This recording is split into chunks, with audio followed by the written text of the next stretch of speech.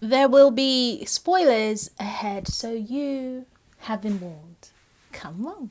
I went into this movie dubious. I was convinced that I was going to hate it, but an hour in and I was pleasantly surprised because I was actually enjoying that first hour. And while there were a few things that didn't quite hit where they were supposed to hit, for me, overall, that hour, while predictable, was pretty enjoyable.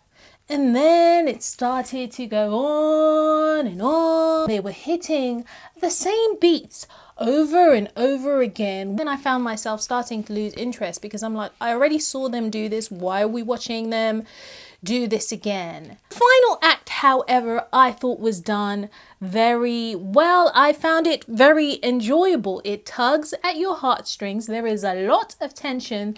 The action sequences are done very well, in my opinion, and just overall, it was a nice way to wrap up this movie. Avatar: The Way of Water is a beautiful movie. I can see that they have put a lot of work into creating this world. It is a feast for your eyes. I personally did not feel blown away by the visuals, but I understand that people probably will feel that way. It is an intricately woven CGI fest, and yes, this movie is mostly CGI. It almost feels like you are watching a video game. Really nice visuals, however, do not a great movie make, and the heart of the plot of this movie is essentially the exact same plot as the first movie. Yeah. Granted, there are a few differences. Jake Sully now has a family. They are on the run, so they go to this new world with these water people, and you discover that there are other natives besides the Na'vi. But overall, it is still the same thing. The humans are trying to find something valuable to them, take over this world while killing the natives. The natives are trying to defend themselves. There's a lot of big battles. The end. I'm pretty sure that we saw this same thing in the first movie. No? The villain in this movie is the exact same, except he is now blue. Why are we watching this movie? As this movie progresses, we are acquainted with Jake and Neytiri's, I hope that I've said her name right, Zoe Saldana.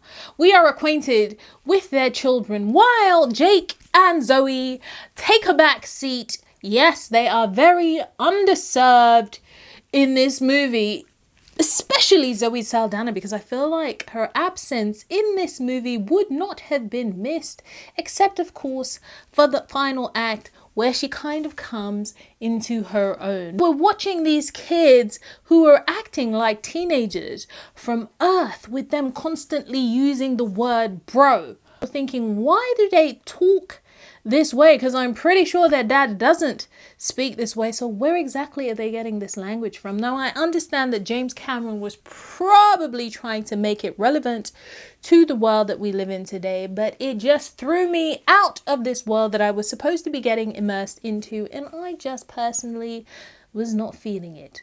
Did I hate this movie? Absolutely not. It has some very entertaining things about it, especially the final act, which I thoroughly enjoyed. I personally do not think that this movie warrants the thousands of movies that they are planning to make after this one. There were a few unanswered questions, and I thought, yeah, I'm curious, but not enough that I want to see 500 more movies. I would give it a 7 out of 10 simply because I put plot before anything else, and while the visuals are nice and I enjoyed the final act, it is not a fantastic movie. It ain't shit either. So would I recommend you watching it? You ain't got nothing to lose. It is far too long, but some of it is pretty nice to watch. Have you seen this movie? Please leave a comment below and let me know your thoughts on this movie. And as always, thank you for taking the time to listen to me talking too much. Please like, please share, please subscribe, and please please come back and watch more videos. Have a wonderful, wonderful, wonderful day. Mwah.